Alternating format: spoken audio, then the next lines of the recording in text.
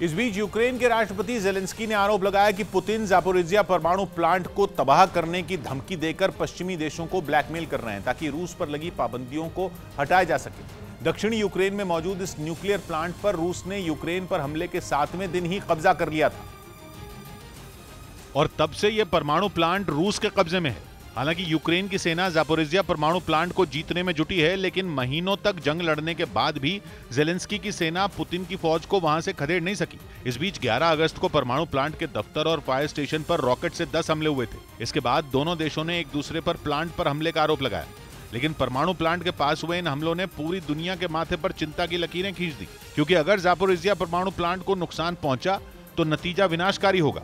क्योंकि ये यूरोप का सबसे बड़ा न्यूक्लियर पावर प्लांट है और यहां 6 परमाणु रिएक्टर हैं और अगर रूस और यूक्रेन की जंग की वजह से इस परमाणु प्लांट से रेडिएशन फैला तो लाखों लोगों की जान जा सकती है।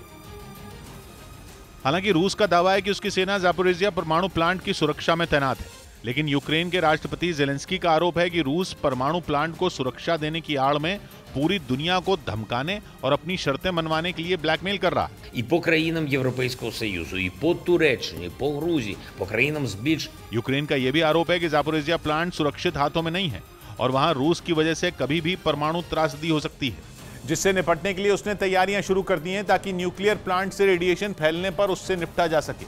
यूक्रेन का आरोप है कि रूस ने वहां अपनी सैन्य गतिविधियां जारी रखी तो इतनी बड़ी त्रासदी होगी जिसका अंदाजा लगाना भी मुश्किल होगा।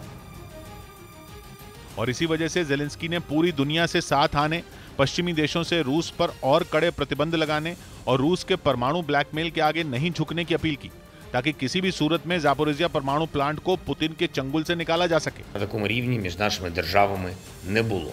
Подякував за підтримку в ООН. यूक्रेन का यह भी आरोप है कि जुलाई में रूसी सेना ने परमाणु प्लांट को सैन्य अड्डे में बदल दिया है और वहां रॉकेट लॉन्चर से लेकर कई घातक हथियार रख दिए हैं। हालांकि रूस ने यूक्रेन के लगाए सारे आरोपों को खारिज कर दिया।